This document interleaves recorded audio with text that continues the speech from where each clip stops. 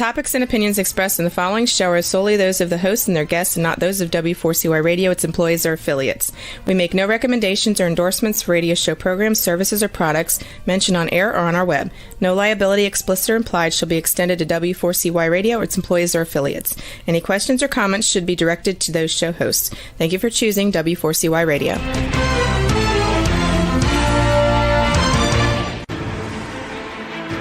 What's working on purpose anyway? Each week, we ponder the answer to this question. People ache for meaning and purpose at work, to contribute their talents passionately and know their lives really matter. They crave being part of an organization that inspires them and helps them grow into realizing their highest potential. Business can be such a force for good in the world, elevating humanity. In our program, we provide guidance and inspiration to help usher in this world we all want, working on purpose. Now, here's your host, Dr. Elise Cortez.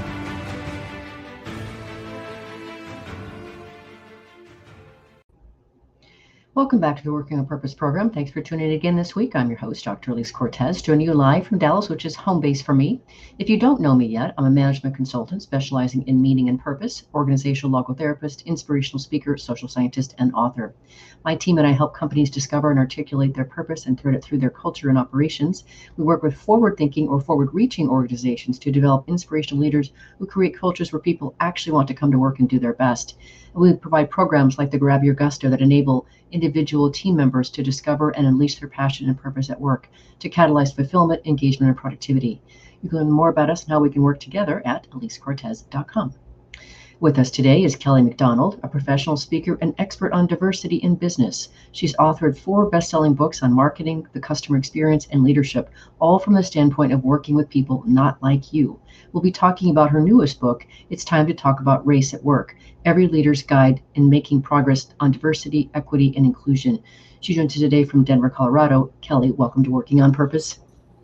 Thank you. Hi, Elise. Thanks for having me. Hi, absolutely. I'm thrilled to have you, and thank you, Joanne, for bringing us together. Magnificent human being that she is. Love Joanne. So I really appreciate the conversation we're going to have today, Kelly, because as I said before we got on air together, you really do address diversity and race from a really fresh vantage point, not from thou should or anything like that, or activist or HR speak. It's real, and it's frontline stuff. And so I really appreciate the work that you're doing, and especially as a white person doing this work, right? Thank you. Yes. Yeah. So let's start off first by distinguishing a couple of really important terms. You talk about bias and prejudice. So if you would distinguish those terms for us. Sure. A lot of people conflate the two words and they think they're synonymous, and they're actually completely different. Bias means preference for. Okay, so if, like, for example, a lot of my friends have kids and they'll say something like, all the kids on my soccer team, my kids' soccer team are just terrific, but forgive me, I'm biased toward my own child, right? Mm-hmm. So that's a perfect example of using bias in the correct way. It means preference for. So obviously that parent has a preference for their kid. They can't be completely unbiased about their child, but it doesn't mean that they hate the other kids. They're just simply saying, I just like my kid and I'm biased. Prejudice is an action.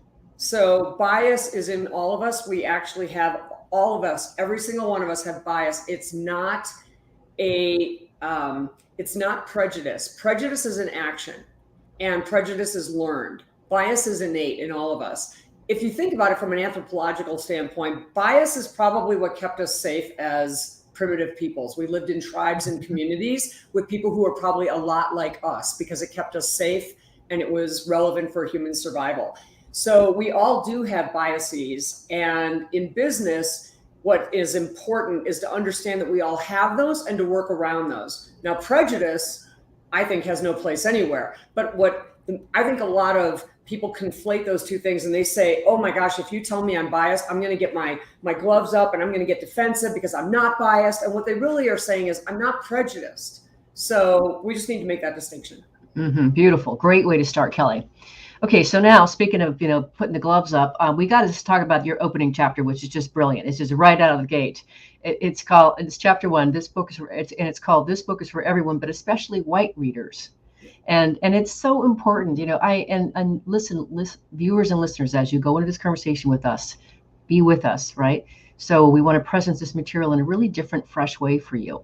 So one of the things that I really want to share and echo with you, Kelly, is that what you really are saying in that chapter is that, even as much as white people really want to be inclusive and understanding and appreciative, they just really can't understand what it is to be a non-white person in today's world. And so you say things like, all this talk about articles, books, and training on DE and I are great. But if you're white and you listen to someone of another race or background describe their firsthand personal day-to-day experiences, it's eye-opening. And you go on to say, because the terrible things that happen to Black, Brown, Asian, LGBTQ plus, Jewish, Asian, and Muslim, or any minority for that matter, just typically don't happen to whites. And we can't imagine how bad it is or how often it happens. And we can't comprehend the chronic toll that it takes on a person. So I wanted to get all that out because you just can't understand it if you haven't been in those shoes. Right. And that's where I think from a business standpoint, especially white people at work and white executives, they struggle with it a little bit because they're kind of like, is this really that big of a deal? Because it doesn't happen to us. So it doesn't seem like that big of a deal. And I can tell you that, maybe I've been discriminated against in my life, at least as a woman, but I'm not even sure I have, and so it just doesn't happen to us. And when you do hear those stories from friends and colleagues and you realize, holy smokes, this is happening everywhere. I have a friend of mine who's Taiwanese, and she was telling me that, and she lives in Cincinnati, and she was telling me that she went out for a run one day and someone threw food at her. Now, no one has ever thrown food at me from a car. Right. It just doesn't happen. It just doesn't happen. And my boxing coach is Black, and he was telling me the boxing gym where I work out is in a strip shopping center that has like a Joann Fabrics and an Ace Hardware and stuff. And he was telling me that when he parks his car and gets out, or when he's coming out of the gym and walking to his car, he can hear all the door locks in the parking lot clicking with these little old ladies who I guess are afraid he's going to carjack them. And, and I push back on him. I'm like, really? You're a 48-year-old man dressed in gym clothes, carrying a duffel bag, walking out of a gym, and he's pretty ripped, so it's like pretty obvious he's been working out. And he goes, I guess they think I'm a criminal, And I'm like, oh my gosh, that doesn't happen to me. And it doesn't happen to other guy friends of mine who are white. Yeah, the story I want to share, this is recent, like within the last, I don't know, let's call it 6 months. A Black friend of mine, professional man, he was out working in one of the southern states of the United States, out in more of a rural area, and at 7 o'clock in the morning on a weekday. And somebody yelled the N-word at him and fired a shot in his direction. Fired a shot. Now the story gets fires a gunshot with a gun. So he was able. They were going to kill him. Yeah, they were going to kill him. He could have lost his life that day. No, there's more. And so literally he goes through that whole process of, filing the complaint with the police and all the whole thing. The guy actually did go to jail. Where it's pertinent to this conversation, your reaction is very, very distinctly different than my friend. I was then running with a dear friend of mine, a white man who I've known for years, have tremendous respect for. I told him the story, and his response was, that's unfortunate. Unfortunate? No, unfortunate is when your flight is delayed. Right. I was like, so that's what we mean by you just don't get it. Right. If you're white, you just don't get this. Now, and here, this same friend of mine tells me, this guy's a big guy. He tells me he cries when he gets pulled over by police. He cries. Oh, yeah, no.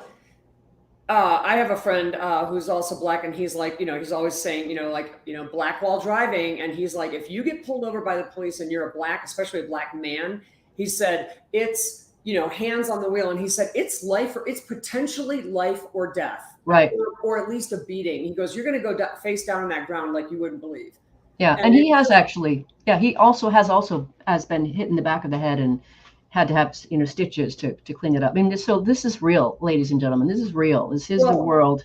And one more real quick example. A friend of mine is Muslim and she wears a hijab. And she said, why do people think it's okay to just try to grab my hijab off of me and yank it off of me? She goes, when you're wearing a Christian cross on your neck, I don't yank it off of you. And I thought, wow, we display, I'm not Christian or anything really, but I mean, like, Christians display their faith all the time. We are very used to that in this country. So why, when someone else displays their faith, does that make us feel like we can assault them? I mean, it's like, yeah. It's this is so important, the work that you're doing, Kelly. It's just, I just so want to invite more people into the fold, which is why I totally wanted to have you on the show. And the show is listened to by people across the world. Yeah. So important. So now let's take it on a more granular level here, Kelly. One of the things that you do from the story, but okay. I know. I saw the visceral response. I did. It was incredible. It makes my blood pressure go up. But you do a beautiful job in your book of really bringing this in to home for us by helping people understand just what it feels like to be discriminated against like this. And so I don't know if you want to share the story or if you want me to read it, but talk about that if you would. You can say it and I'll fill more in. What it feels like when you're a kid and you're on the playground and you don't get picked. Right.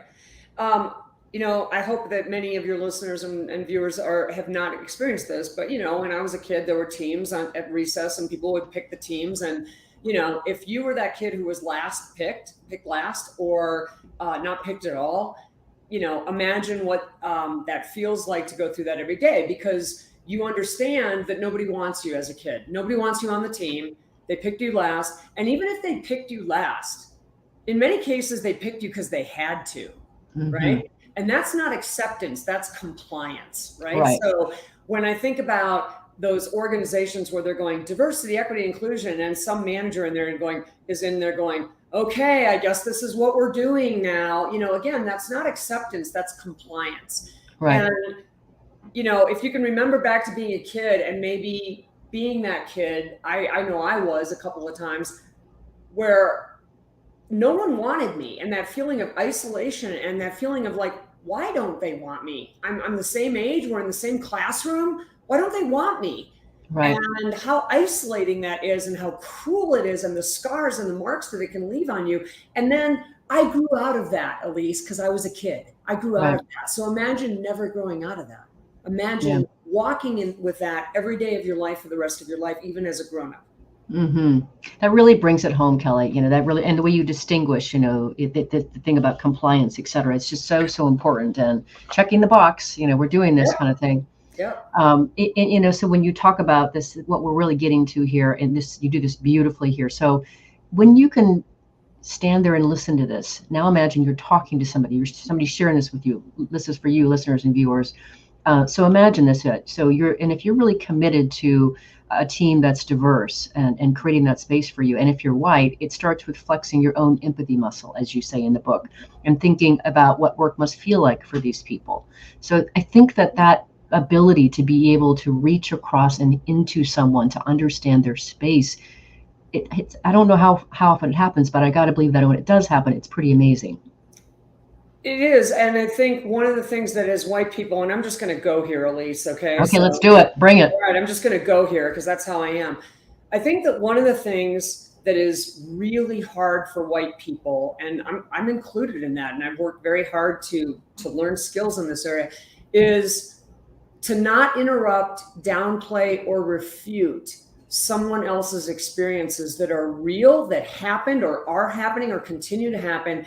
And what I think what happens is we're horrified by the experiences that some people tell us, like when my friend Irene said someone threw food at me when I was out for a run. Like, I have no words for that. I don't know, what to say or anything like that.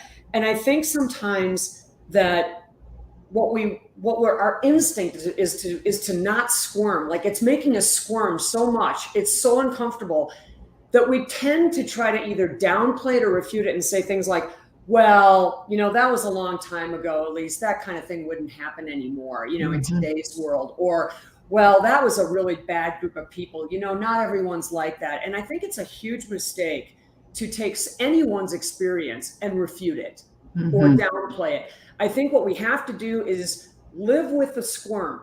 I think actually when we're squirming, we're getting somewhere. And what our job is to do is listen and maybe even extract more and say, do you want to tell me more about that? And really listen. And that's the empathy muscle, is like, I'm so sorry that happened to you. Do you want to tell me more about that? How did that feel? What did you do?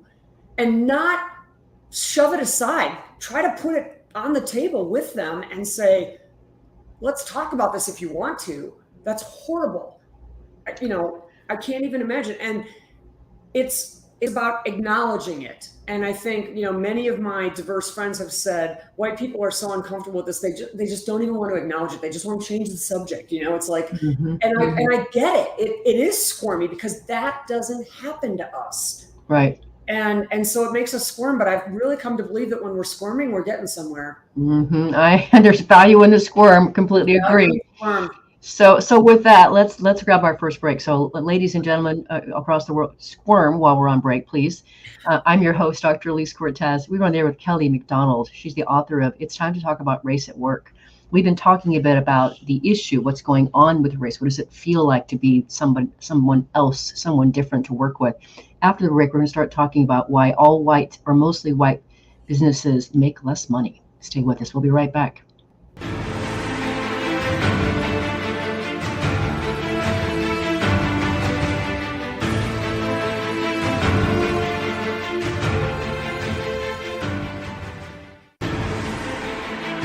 Dr. Elise Cortez is a management consultant specializing in meaning and purpose, an inspirational speaker and author. She helps companies visioneer for greater purpose among stakeholders and develop purpose-inspired leadership and meaning-infused cultures that elevate fulfillment, performance, and commitment within the workforce. To learn more or to invite Elise to speak to your organization, please visit her at elisecortez.com. Let's talk about how to get your employees working on purpose.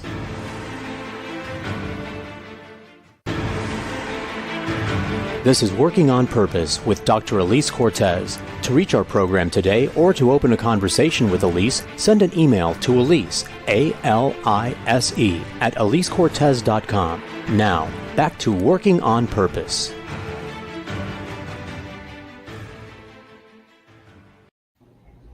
Thanks for staying with us, and welcome back to the program. Before we get back into the content, I want to invite you to check out my book, Purpose Ignited. I wrote it in November of 2020, or that's when it came out, I should say. And I really wrote it to awaken readers to their passion and their purpose and turn them into inspirational leaders that can actually elevate the experience of the work of their people and really do business that betters the world. It's on Amazon. You can find it there. I also use that content for my Vitally Inspired programs and the Grab Your Gusto programs as well. If you're just joining the program now, my guest is Kelly Mcdonald. She's a professional speaker and expert on diversity in business. She's the author of It's Time to Talk About Race. I'm your host, Dr. Elise Cortez. So this has already been a vibrant, energetic exchange. Now let's talk about money, shall we? Let's talk about money. Let's talk about business. It's really quite interesting, and I find this really, really fascinating here. And this is where we start getting into the science of this whole thing too, just beyond the art, if you will. The cost of bias you talk about, and you talk about why all white or mostly white businesses make less money. Can you say more about that? That's fascinating. Sure. I mean, it's actually even more profound when a business is successful. So what happens is when everybody is largely the same, and so I'll just use whiteness, like you said. I mean, but it could be generational, different. It could be different generations or the same generation and stuff. When everybody kind of comes from the same place, then they largely will tend to have the same views. There isn't anybody there to offer up a different view. There isn't anybody to say, well, I don't think that we should do that because this or this, or hey, what if we did this instead? There's never that outside perspective. And diversity, whether it's the color of your skin, the shape of your eyes, the gender that you are, or the non-binary, or how old you are, whatever it is, that's the bedrock of innovation. So what happens is when you have a group of people who are alike, they actually can be very successful, which actually leads to, why should we change anything? We're killing it over here, But long term, those companies make less money, and that's been proven. And it's also been proven that diverse teams outperform non-diverse teams on every metric that business success is measured. Customer service, customer loyalty, employee engagement, employee absenteeism. Diverse teams actually have their people come to work more often. Profits, sales, retention, you name it, every single metric that you can go, what would a successful business look like? Diverse teams outperform them. So if you have an all-white team, I'm not here to say shame on you or anything. It's just one of those things going forward that you might want to think about as you have natural attrition or people retire or whatever, is try bringing in some diverse talent, whether it's women, whether it's younger people, whether it's people of color. It's really important. It will actually make your business grow. It's been proven. Yeah. So what's interesting to me about that, and I wish I could summon the exact example that I have, but I remember distinctly to this end, there was an organization that was putting out some kind of a new product, and they had a largely white workforce, and somebody said something like, maybe we should get some other perspectives here. So I forget where they found these different people, but they brought in different groups of minorities. And some of the Black people that they brought in said, "Oh, we would never buy through that channel. That's not how we would do it. That's not how things are done for us. Well, what's your channel?" And they told them, "Well, it's this." "Oh, we would have never done that." Like, I was like a money order or something like that. I can't remember what it was, but that is a perfect example of, oh, well, that's not how we do it. That's not how we're socialized to do it. I can give you another great example real quick because I live in Denver. So the ski industry here is absolutely huge. It's a billion-dollar industry. Your great story in the book, by the way, fantastic. Yeah. So up until the 90s, the ski industry, well, late 90s, the ski industry was mostly affluent boomers and white. And what they found was that the number of skiers every year was declining. Mm-hmm. Year over year, fewer skiers. Okay, so that's fewer passes and all that. And what they found was that the boomers were getting older. And maybe if you've had a knee replacement, it's not such a good idea to go skiing, or maybe if you have arthritis and stuff. So it was a natural outcome of an aging customer group. Yet they had nobody else to replace that, because young skiers, when they talked to them, and they did do research, which was awesome, they found that they looked at skiing as like their parents' sport. Like, why would I want to do that? What they wanted to do was snowboard. But at the time, snowboarding was not allowed on the ski slope. So if you wanted to snowboard, you actually had to trek into the backcountry and ski. Furthermore, they found out that day passes were very expensive for young people. The equipment itself was expensive, whether you buy it or rent it. The whole thing was a barrier to young skiers, from the cost of it to the fact that it was like their icky parents, sport or whatever. So and to the fact that they weren't allowed to snowboard on the same hills. And so what they did was change all of that. They worked with the equipment manufacturers and the renters and all that kind of stuff, bring down the cost. They came out with really exceptional value packages for skiing, and they opened up the ski slopes to boarders, snowboarders. So the thing is, that perspective would never, ever have come to them. They would never have known why they're not getting new customers if they hadn't talked to them. They did focus groups with young people, and they were like, "What's holding you back from skiing?" And they were like, this. Well, all of those things are fixable once you know about them, but you can't fix what you don't know. Mm-hmm. It's a gorgeous example, Kelly. Yeah, it's a gorgeous example. Perfect. Brings it right home. Okay, so now let's get into some of the reasons companies or leaders give for a lack of diversity. This is just like blows me out of the water, and we're all going to recognize these things. One that you first say is there are no women or people of color in this field, and they just don't come to this field.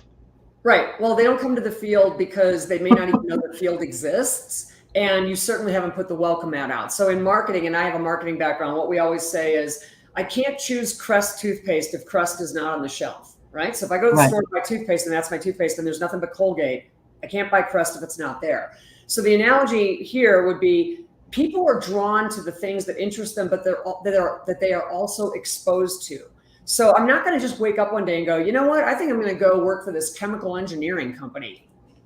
Unless I know somebody who works there, or that's not even on my radar. So companies end up staying not diverse because they end up hiring from the same pools of people and doing things the same way at the same job fairs or whatever they're doing. And then that's why they go, well, we're trying to get more diverse people, but at our job fairs, we just don't get any. And it's like, because you've been doing the job fair in the same place, in the same way. You haven't actually done any outreach to anyone.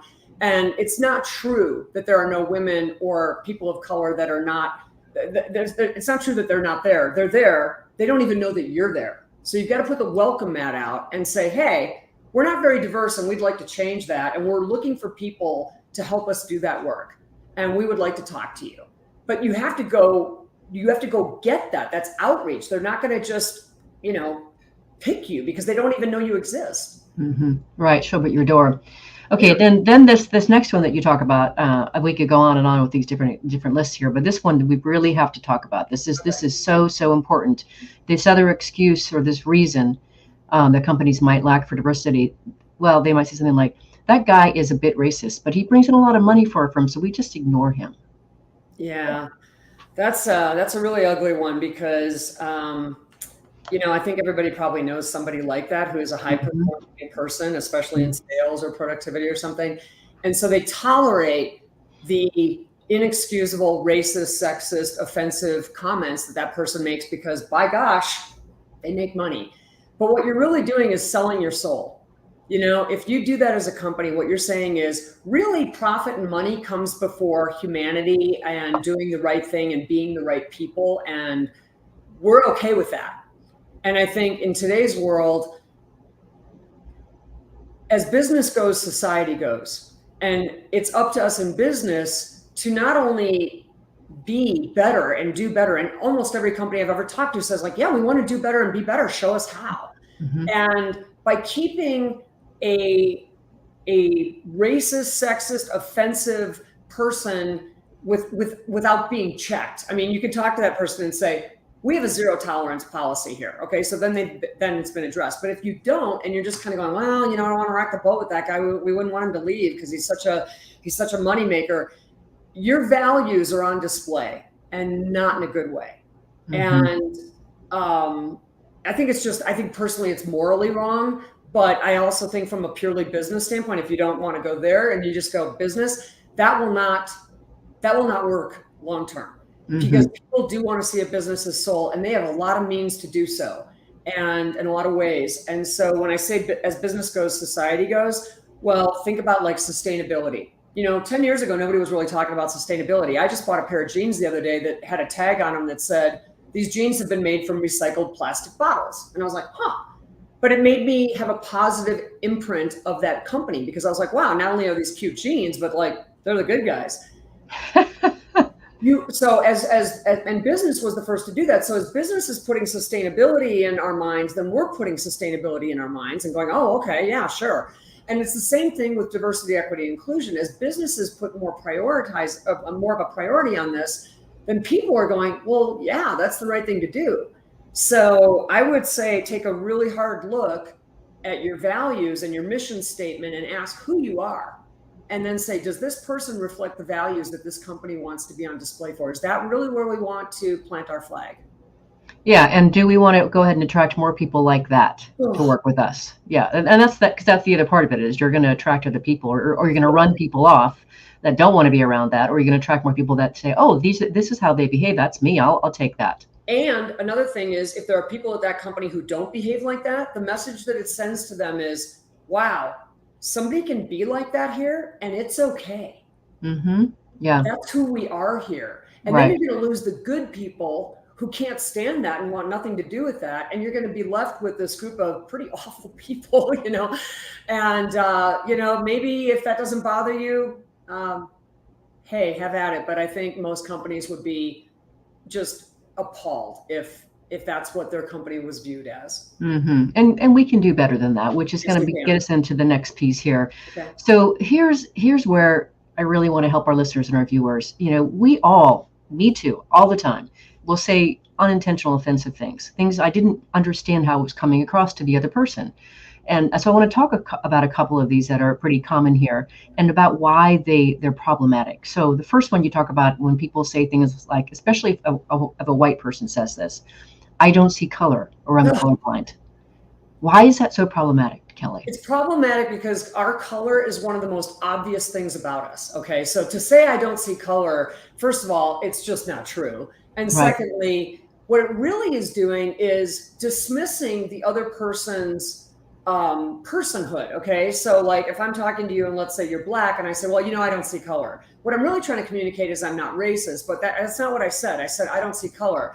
And so that person of color is going to feel like, well, you're not actually acknowledging all that I am and all that I bring to the table and the experiences that I've had and the perspective that I have, because you refuse to see it. Or how can you fix some of the problems that we have internally here at this company if you don't even acknowledge that I'm different from you, right? It just doesn't hold water in any way.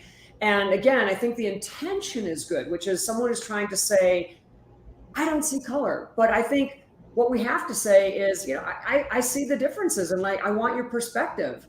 And it's one of the most obvious things about us. There's nothing wrong with acknowledging the fact that someone's brown and I'm white and you're gay and you're, older and you're whatever. I mean, that's who we are. And who we are is not anything to be ashamed of or tiptoed around. It's who we are. Yeah, I think the way that I want to distinguish this is, you'd say that in the book, you say that when people say things like that, it can come across as hollow.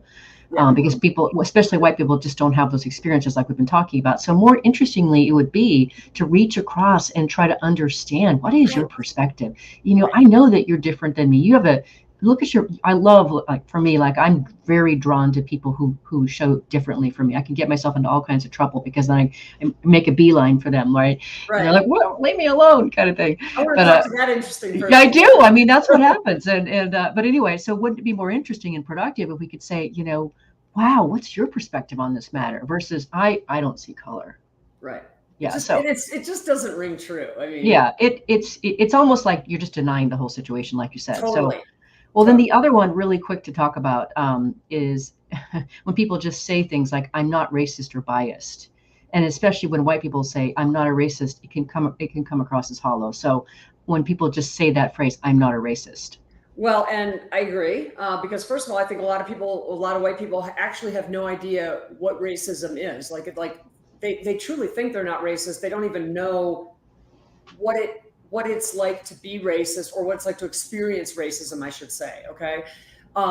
So in my experience too, and again, I'm just going to go there, Elise, is every time I have ever heard that in my life, I'm not racist, but there's a but. What follows is totally racist. I was actually just at a speaking engagement a couple of weeks ago, and we got to the Q&A part, and there was a guy in the audience who raised his hand. And he had a question, but he started his question with, I don't have a racist bone in my body, and I'm waiting for the drop. I'm waiting for what's he gonna say? And someone else called him on it. Someone else said, I don't have a racist bone in my body. And the other guy said, yeah, you do. It's like, because if you're really not racist, why would you preface that? Yeah. Preface what you're going to say with, I'm not racist. Right. So, and we don't even know, I think sometimes what the offensive things that we're saying. One quick story, a friend of mine who's black and a woman was telling me that she started wearing her hair natural at work. Okay. So one of her white counterparts or whatever said to her at work one day, oh, you're wearing your hair natural now. And she said, yeah. And then there was this pause and the white woman said, so are you going to wear it like that to the client meeting on Friday? Now, does that person think that they're racist? I'm going to say not. But that was sure a racist comment, because what you're implying is your hair is unacceptable. Excuse me, it's my hair. I mean, it's just, and I just think anytime you have to say, I'm not racist, and then the next word is but, trust me, what's coming out of your mouth is very racist or offensive. Yeah. So all of this for us, just a presence, for all of us to recognize, just start to recognize what we're saying and be open to recognizing how it doesn't work, why it's offensive. That's the whole gist here. So let's grab our last break here. It goes so fast. I'm your host, Dr. Elise Cortez. We've been on the air with Kelly Mcdonald, the author of It's Time to Talk About Race at Work. We've been talking about some of the problems that come with racism and those things around it at work. After the break, we're going to talk more about her methodology to starting conversations about racism in the workplace. Stay with us. We'll be right back.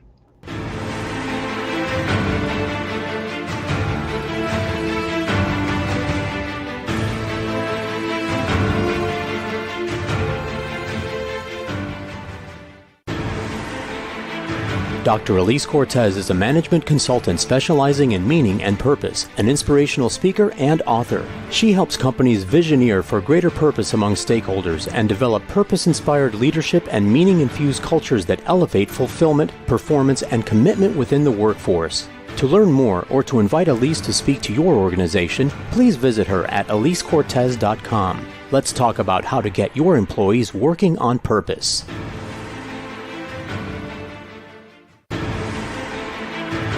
This is Working on Purpose with Dr. Elise Cortez. To reach our program today or to open a conversation with Elise, send an email to Elise, A-L-I-S-E, at elisecortez.com. Now, back to Working on Purpose.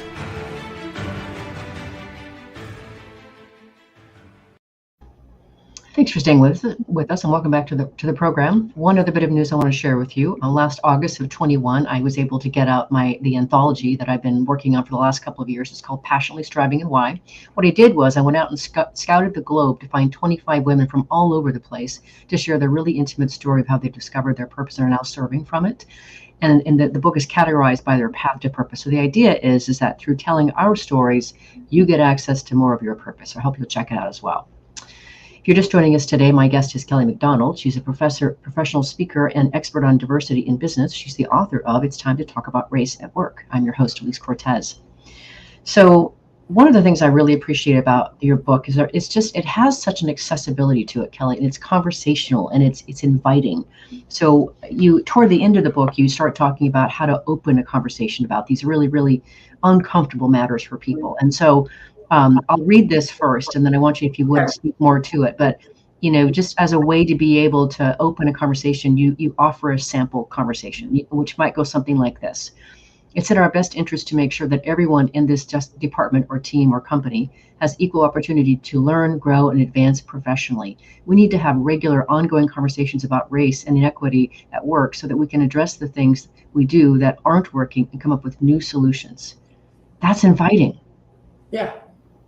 You can't demonize the people that you work with. You can't demonize the reader. You can't demonize the people who are actually listening right now, watching and trying to do better and be better. It's an uncomfortable conversation, and a lot of people, and I understand why, feel that in this day and age, they're I'm so afraid of saying the wrong thing or doing the wrong thing that I'm just going to say nothing. And I don't think that's good for business, Elise. I think we have to be able to talk about all the things that affect business. And you would talk about marketing, you would talk about technology, you would talk about, employees, you would talk about everything. You would talk about sales. We have to talk about diversifying our teams. And then what's that like for the employees? They don't have a roadmap on how to do this. Right. And that's what I'm trying to provide is these are the reasons why those things don't work. And here's other ways that do work. You can't give people a don't without giving them a do. I like in what you're doing, Kelly, to, before we didn't really learn how to manage conflict at home or in school. So I know for years I've worked with Crucial Conversations, and so people learned how to manage conflict productively. You're now helping us manage conversations around race productively. And I think that's extremely useful. Thank you. So you're welcome. And I like your starting methodology. You've got an acronym here that I think is really useful and accessible. So let's talk about that next. Okay. I'm going to buzz through this really quick because starting, if I'm not mistaken, has 8 letters. And so each one of them stands for something. So hit it, Kelly. Hit it. But it has to start with sincerity. I mean, at the beginning of this conversation, Elise, I said something like, if you're the guy who's going, well, I guess we're doing diversity here at the office and my bonus depends on it. That's not a sincere effort. That's not anybody who's ever going to sincerely get behind it.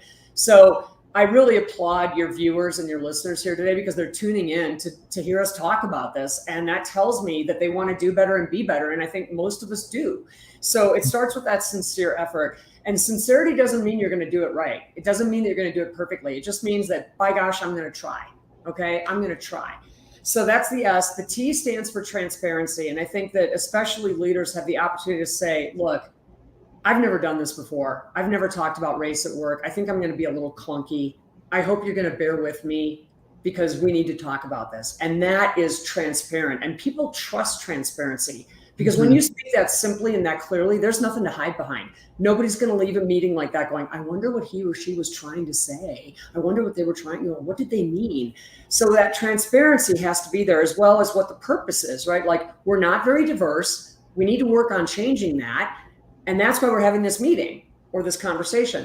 The A stands for acknowledgement. And again, I think this is where a lot of white people would rather just sweep, all the uncomfortableness under the rug and go, let's go from here. But I think what we have to acknowledge is things haven't always been fair. Things haven't always been, equal. Quick story, a friend of mine, there's a very good high school in his city, a very good high school, extremely esteemed. And he said, every time we get an applicant for an employee who comes from that high school, we immediately say, that's our guy.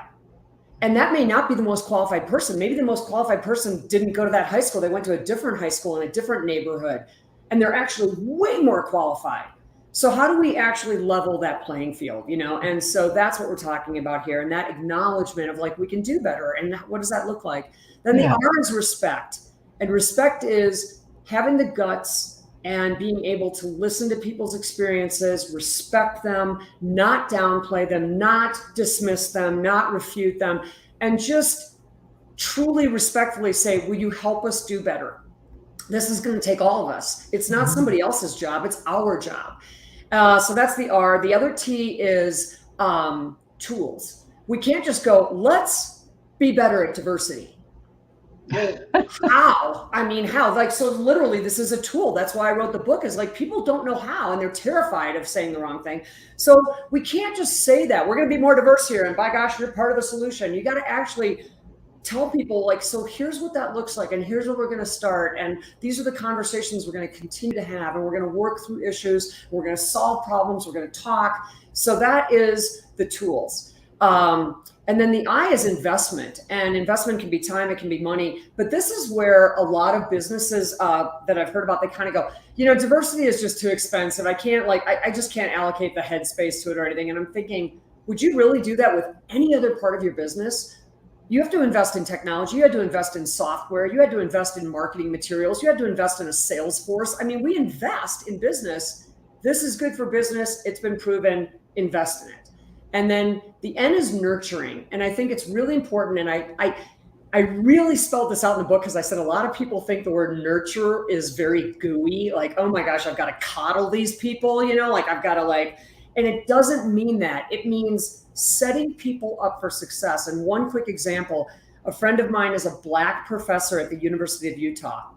And she was telling me that earlier in her career, her boss, who's white, called her into her office one day and said, so-and-so is going to be retiring in 6 months. Do you want her job? And my friend said, yes. And she said, okay, we've got 6 months to get you ready. You're going to need to sit on some committees. You're going to need to meet some people. You're going to need to understand how this works. I'm going to help you. I'm going to get you on those committees, but you're the one who's going to do the work on that community and put in the hours, and to me, that's nurturing. Is she gave her an opportunity and set her up to succeed, so that by the time she was a legitimate candidate, she was ready. She was qualified, Right. So that's what nurturing to me is seeing those opportunities and saying, how can I actually help lift up somebody and make sure that they're set up to succeed? I'm not going to do the work for you, but I'm going to give you every opportunity to succeed, and I'm going to open some doors. And then the last thing, G, is goals. It's like anything else. If I want to lose 15 pounds, okay, that's a goal that I put in a stake in the ground. I'm going to know how I'm progressing on that. Am I down 10 or 12? I got 3 to go. So like anything else, I love Levi Strauss and Company, because Chip Bergh, the CEO, wrote an open letter to the world and said, I'm making this up, here are the 19 or 20 things that we're going to do next year. And they were specific. And he was like, we're going to, we're going to make sure that 40% of our pipeline candidates are diverse, because you can only get diverse people to work for your company if they're in the pipeline. Right. And so, but putting numbers to it so that they could look back and go, did we do that? Did we meet that goal? Okay, what do we have to refine so that we can meet it next year? Okay, what are the tweaks? So people have to know what they're working toward, and then they have to be able to celebrate those successes along the way, because if you've set those goals, people are going to meet them, and they were part of the success. Mm-hmm. Oh, that's all gorgeous, Kelly. I love all that. And you do a beautiful job of sharing that in the book too, by the way. Okay, so we're getting close to the end here. So what I want to do next is, now, if you are listening or watching and you are a white male, I'm going to give you a special invitation. Yep. Okay. So one of the things that Kelly says in her book, she says, if you're a white male in a leadership role, you can create change more than anyone and more than you realize. So tell us why, Kelly. The reason is, and this is again me going there and just being blunt, Elise, white men are perceived as neutral. So one of the things I hear often is, as a white person talking about diversity, and people are like, "Wow, but you're white," It's an opportunity not to be missed, because if a black or a brown or gay or Muslim or any other diverse group or whatever starts to talk about diversity at work, what happens often, not always, but often, is people say or think, well, of course she's going to say that. She's a black woman. Or of course they're going to say that. That's a Hispanic person. Of course they look at it that way. Mm-hmm. So, and even as a white woman, I get dismissed in the same way. I mean, mm-hmm. So when we're talking about this, if you're a white man and you want to make the needle move in your company on diversity, equity, and inclusion, you are perceived as neutral. So if you say, this is important, we're going to work on this, people go, oh, he doesn't seem to have an agenda. He doesn't seem to have a flag that he's carrying, it's not dismissed. It's absolutely a gift. I don't want to say that it's a gift to be a white male, but that neutrality is the gift. Mm-hmm. Use it. Use it for good. You have no idea how powerful you are. And there's an opportunity there that I think a lot of, especially white men, feel like, wow, I guess where there's so much focus on diversity, I don't really have a place here. Oh, yes, you do. You can lead us there, and you can take a team there in a way that is more powerful than you realize, because you will not be dismissed. If you are behind this, it gets real serious in a good way. Mm-hmm. I totally get that. This is so beautiful. All right. So we're coming very close to the end of the hour. I know there's one more thing. So I guess what I need to do at this point is, since we're coming to a close, is let you close as you like. This show is listened to by people all over the world who are interested in creating a workplace where people actually want to come to work and do their best. We create inspirational leaders that lead them to their greatness, and we do business that betters the world. What would you like to leave them with? What I want to leave you with is actually two quotes, if I may. One is from a guy named Kwame Christian, and he wrote, the best things in life are on the other side of a difficult conversation. And I completely agree with that. And you can apply that to any other thing in your life, your relationship with your spouse. I mean, anytime you have a difficult conversation, you come out feeling better afterwards because you actually talked about it. The other one I want to leave your viewers and listeners with is one from Maya Angelou that I can almost not get through this without getting emotional. But she said, do the best you can until you know better. And then when you know better, do better. And that's all we're trying to do. Is I think all of us are just trying to know better and do better and be better. And it starts with us. This is not somebody else's problem. This is all of our problem. Okay, Kelly. So now we're both crying. That's great. What a great way to finish the show. But Kelly, what that speaks to is your passion for this. This is your real core work. This is not just speak in the world. This is your core work. No, this is my purpose. And that's why I'm very honored to be a guest on your show of Working on Purpose, because I started off doing it because it was so cool from business to see the business opportunity. And I ended up realizing that this is my calling. Mm-hmm. And how beautiful that is. See the difference that we get to make in the world when we work from purpose. Yep. Let's invite anybody listening to the show, please find your purpose, serve from it. It's amazing. Kelly, I am thrilled to know you, to have you in my life, to have crossed paths with you. One word of warning. I've been known to show up on the doorsteps of people I've had on my show. So just so you know. Okay. Yeah. It could happen. I love that. Make sure I'm home. Yeah, it could happen. So just delighted to have read your book cover to cover, let its contents infuse into me, and share them now with listeners and viewers. And I hope we get some really good, interesting engagement about this conversation. So thank you for being on the show. Yes. Thank you, audience. Absolutely. Listeners, viewers, if you want to learn more about Kelly Mcdonald, her work, or her books, start by visiting her website. It's mcdonaldmarketing.com. Let me spell that for you. So it's McDonald marketing.com. Last week, if you missed the live show, you can always catch a re-recorded podcast. We were on the air. Fixed. How to perfect the fine art of problem solving. It was a delightful conversation about how she teaches people from all industries to become better communicators and problem solvers by learning to observe and describe art. It was fascinating. It was a perfect and delicious collision, if you will. Next week, we'll be on the air with Joe Camerato. He's the CEO and founder of National Business Capital, and we'll be talking about a more democratized environment appearing in workplaces around the country, and how leaders can take the reins on purposeful work and employee wellness. See you there. Remember that work is at least a third of our life, so let's work on purpose. We hope you've enjoyed this week's program. Be sure to tune into Working on Purpose, featuring your host, Dr. Elise Cortez, each week on W4CY. Together, we'll create a world where business operates conscientiously, leadership inspires impassioned performance, and employees are fulfilled in work that provides the meaning and purpose they crave. See you there. Let's work on purpose.